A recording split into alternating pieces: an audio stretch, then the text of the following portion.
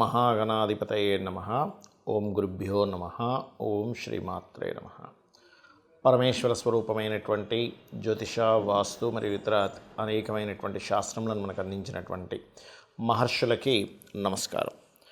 హయగ్రీవ హయగ్రీవ హయగ్రీవేతియోపదేత్ తస్య నిస్సరతే వాణి జహ్నుకన్యా ప్రవాహవత్. అరుణాం కరుణాతరంగితాక్షీం ధృతపాశాంకుశపుష్పబాణచాపాం అనిమాదిభిరావృతాం మయూకైః అహమిత్యేవ విభావయే భవానీం. శ్రీమాత్రే నమః.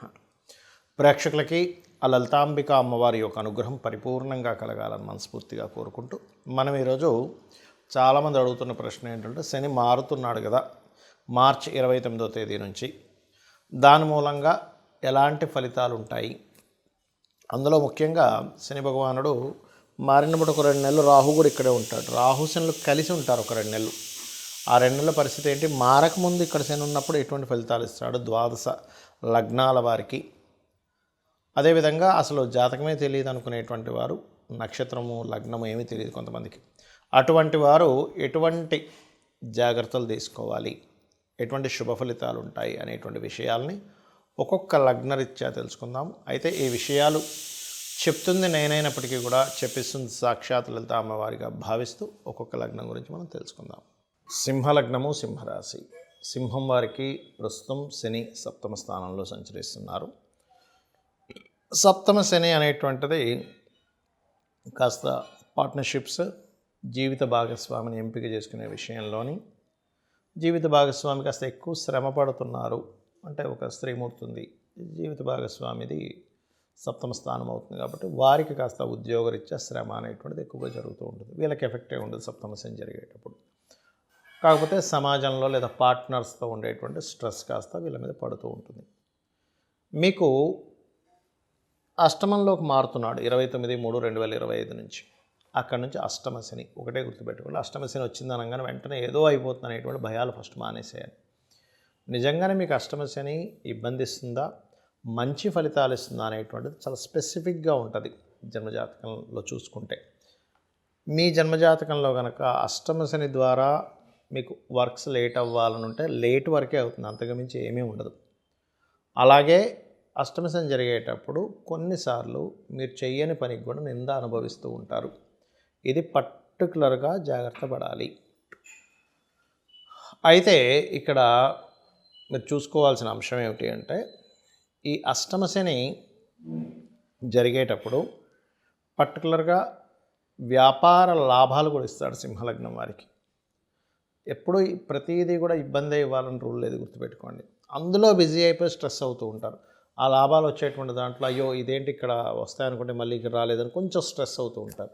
అంతకుమించి మరొకటి ఏం కాదు. కాకపోతే అన్నిటికంటే ముఖ్యంగా అష్టమ శనిలో జాగ్రత్త పడవలసిన అంశం ఏమిటి అంటే, వాహనం నడిపేటప్పుడు స్లోగా వెళ్ళండి. ఇది ఒక్కటి మీరు కనుక జాగ్రత్త పడగలిగితే ఈ 2.5 సంవత్సరాలు అంటే 29/3/2025 నుంచి బాగుంటుంది. అందులో కూడా ఏమండి నాకు పెద్ద యాక్సిడెంట్ ఏమైనా అయిపోతుందా అంటే, it's depend on your chart. మీ పర్సనల్ చార్ట్లో 4-8 కనెక్టివిటీ అంటారు. 4 అంటే వాహనం, 8 అంటే అష్టమం, యాక్సిడెంట్ సంబంధించినవి. ఈ కాంబినేషన్ ఉండి మీకు శుక్రుడు కనుక పాడైతే అప్పుడు మాత్రమే మీకు యాక్సిడెంట్ ప్రోన్స్. అదర్వైజ్ చిన్నవి అంటే అలాగా నడుచుకుంటూ వెళ్తుంటే ఎవరు చిన్న పిల్లలు సైకిల్ దొక్కుంటూ వచ్చి ఇలా గుద్దినట్టు చేస్తాడు. లేదా మీరు వెళ్తూ ఉంటే ఏదో కారు ఇంట్లోనే ఇలా వెనక్కు ముందుకు తీస్తున్నారు, అది వెళ్ళి వెనకాతలు ఏదో పిల్లర్గా తగులుకుంటుంది. అది కూడా యాక్సిడెంటల్గా జరిగింది. అంటే యోగం లేనప్పుడు యాక్సిడెంట్ ప్రోన్ జాతకాలను ఉంటాయి. అలా కానప్పుడు మీకు ఏదో అయిపోతుందని భయపడవలసిన లేదు, గుర్తుపెట్టుకోండి. అలా కాదండి, నాకు నిజంగానే యాక్సిడెంట్ యోగం మా జన్మజాతకంలో ఉంది, గతంలో కూడా చాలాసార్లు నేను యాక్సిడెంట్స్ అయ్యాయి అనుకునేటువంటి వారు మాత్రం నేను చెప్పేది ఒకటే, మీరు ఇంటి నుంచి బయలుదేరేటప్పుడు ఎక్కడికైనా బయటికి వెళ్తుంటారు, బయటికి వెళ్ళేటప్పుడు ఒక్కసారి ఆ అమ్మవారిని తలుచుకొని బయలుదేరండి, ఏమీ అవ్వదు. అమ్మవారి యొక్క అనుగ్రహం ఎక్కడ ఉంటే అక్కడ రక్ష ఉంటుంది. కాబట్టి ఈ జాగ్రత్త తీసుకోండి. అలాగే రీసెర్చెస్ చేసేటప్పుడు కూడా కొంత జాగ్రత్తగా ఉండాలి. కొంతమంది స్టూడెంట్స్ రీసెర్చ్ చేస్తూ ఉంటారు ల్యాబ్స్లోని, అవి కెమికల్స్ పట్టుకొని. ఆ విషయంలో కాస్త జాగ్రత్త వహించండి. ఇవి ప్రధానంగా మీరు తీసుకోవాల్సిన జాగ్రత్తలు. కాకపోతే అష్టమ శని ఎప్పుడైనా గుర్తుపెట్టుకోండి, ధనాన్ని కూడా అభివృద్ధి చేస్తాడు. ఇది అందరికీ కాదు, కొన్ని లగ్నాలకి కొన్ని నక్షత్రాల్లో పుట్టిన వాళ్ళకి సింహలగ్నం వారికి అష్టమ శని మంచి ఫలితాలు ఇస్తాడు. ఎందుకు అంటే షష్టమాధిపతి అష్టమం ఇదొక గోచారంలో కలిగేటువంటి విపరీత రాజయోగంలో వన్ ఆఫ్ ది విపరీత రాజయోగం. ఇక మీ జన్మజాతకంలో దశ బాగాలేదు, అసలు అంతర్దశలు బాగాలేవంటే అప్పుడు మరి ఆ కర్మ అనుభవించాలి కాబట్టి అప్పుడు పెద్దగా పాజిటివ్ రిజల్ట్స్ రావు. కానీ న్యాచురల్గా అయితే అష్టమ శనిలో కలిగేటువంటి ఫలితాలు ఇవి. ఇక మీరు చేయవలసినటువంటి దేవతారాధన ఎప్పుడు కూడా మన ఇష్టదైవము, మనం చేయవలసిన దేవతారాధనే మనల్ని పాపము నుంచి బయటపడేస్తుంది. అంటే పూర్వజన్మలో కృతజన్మలో చేసినటువంటి పాప కర్మ నుంచి బయటపడేస్తుంది ధ్యానం చేయడం. దత్తాత్రేయుడిని జై గురుదత్త శ్రీ గురుదత్త అనుకుంటూ ఉండండి. 100% మీరు ఆ యొక్క స్థితి నుంచి బయటపడడం జరుగుతుంది. కొంతమందికి లగ్నము కానీ నక్షత్రము కానీ రాశి కానీ ఏమీ తెలియదు. తెలిస్తే కనీసం ఏలినాటి శని నడుస్తుందా, అర్ధాష్టమ శని నడుస్తుందా, అష్టమ శని నడుస్తుందా అని ఒక క్లారిటీ ఉంటుంది. అయితే మీకు ఒక విషయం గుర్తుపెట్టుకోవాలి, అందరూ కూడా శని అనగానే అదేదో మన మీద ఆయన కక్ష కట్టి ఇబ్బంది పెడుతున్నాడు అనుకుంటే పూర్తిగా రాంగ్. మీ కర్మే నవగ్రహాలు కూడా రవి దగ్గర నుంచి 9 కూడా, అందులో 2 ఛాయాగ్రహాలు కూడా మీ యొక్క కర్మే ఆ రూపంలో వస్తుంది. మన కర్మ ఆ రూపంలో ఉందని మనం ఫస్ట్ అర్థం చేసుకోవాలి. రెండవది, ఈ కర్మ దాటలేమా అంటే ఖచ్చితంగా దాటగలం. ఎప్పుడు? శని అంటేనే కర్మకారకుడు, కృషికారకుడు, శ్రమకారకుడు అంటారు. శ్రమ ఎంత మనం చేస్తే శని భగవానుడు అంత ఆనందిస్తాడు. ఇంట్లో పడుకుంటే మాత్రం ఆయన ప్రభావం చాలా ఎక్కువగా ఉంటుంది, గుర్తుపెట్టుకోండి. శుభ్రంగా నేను ఏ పని చేయను, నాకు ఈజీ మనీ రావాలి, ఇలా ప్యాక్ ఆడితే నాకు డబ్బులు రావాలి, ఇలా ఇంకో దేంట్లోనో బెట్టింగ్స్ ఆడితే నాకు డబ్బులు రావాలి అని అనుకున్నారా, శని మొత్తం రోడ్డు మీదకి లాగుతాడు, గుర్తుపెట్టుకోండి. ఖచ్చితంగా రోడ్డు మీదకి లాగేటువంటి గ్రహం ఏదైనా ఉంది అంటే శని భగవానుడు. ఏది? ఈజీ మనీ రావాలనుకుంటే ప్యాకెట్లు ఆడుకోవడం, రమ్మీలు చూస్తుంటాం మనం ఇవాళ రేపు ఫోన్స్లో, రమ్మీ ఆడడం, లేకపోతే ఏదో గుర్రం పందాలకి వెళ్ళిపోవడం, లేకపోతే ఇంకోటి ఏదో పందాలు. అంటే వాళ్ళు తెలివితేటలు ఏమి పెట్టకుండా, ఏ పని చేయకుండా ఇంట్లో కూర్చొని నాకు డబ్బులు రావాలి, లేకపోతే గోవా వెళ్ళిపోయి ఇట్లాంటివి చేసే వాళ్ళకి శని ఎక్కడా సహకరించడు. మీరు అనొచ్చు మరి, ఏమండి మరి కొంతమందికి వస్తుంటాయి కదంటే పూర్వజన్మల్లో విపరీతమైన పుణ్యకర్మలు ఏవో చేసి ఉంటారు వాళ్ళు, అందుకే వాళ్ళకి ఒక్కోసారి లాటరీలో డబ్బులు రావడము, ఏ నిధి దొరకడమో ఇట్లాంటివన్నీ జరుగుతూ ఉంటాయి. అయితే శనికున్న గొప్ప క్వాలిటీ ఏంటంటే కృషి చేశారా ఆయన ఎక్కడా మిస్ అవ్వనివ్వడండి డబ్బులు ఇవ్వడం, నథింగ్, సమస్య లేదు. అయితే ఇక్కడ మీకు మరి నక్షత్రము రాశి తెలియని వారి పరిస్థితి ఏమిటి అంటే శని 12లో న్యాచురల్ 12th హౌస్లో తిరిగేటప్పుడు పర్టికులర్గా అది కూడా రాహుతో తిరుగుతున్నాడు కాబట్టి కొంచెం అందరూ అంటే ఈ తెలియని వాళ్ళు ఇన్వెస్ట్మెంట్ చేసేటప్పుడు మాత్రం జాగ్రత్తగా ఉండాలి. ఎందుకంటే ఇక్కడ తిరిగేటువంటి శని దేశకాల పరిస్థితుల మీద ఎటువంటి ప్రభావం చూపిస్తాడంటే జీవుల మీద కొంచెం హెల్త్ రిలేటెడ్ ఇష్యూస్ మీద ప్రభావం చూపిస్తూ ఉంటాడు ఇక్కడ తిరిగే శని. ఎందుకంటే ఇక్కడ శని ఇక్కడ ఉంటూ గురురాశుల్లో ఉంటూ మరో గురురాశులను చూస్తున్నాడు, జీవుల మీద, హెల్త్ మీద.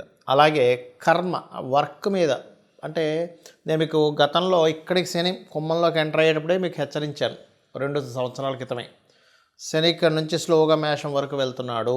అందరూ కూడా వాళ్ళ ఉద్యోగాలతో పాటు వాళ్ళు సొంతంగా ఏం చేయగలరు, వాళ్ళకి ఏం టాలెంట్ ఉంది, ప్రతి ఒక్కరిలో ఒక గొప్ప టాలెంట్ దాగి ఉంటుంది.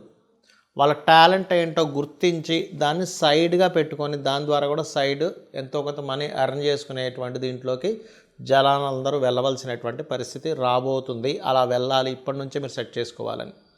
అందుకని ఏంటి, శనిలోకి ఎప్పుడైతే ఎంటర్ అయ్యాడో మళ్ళీ ఇంకొంచెం దాని యొక్క ప్రభావం పెంచుతూ ఉంటుంది.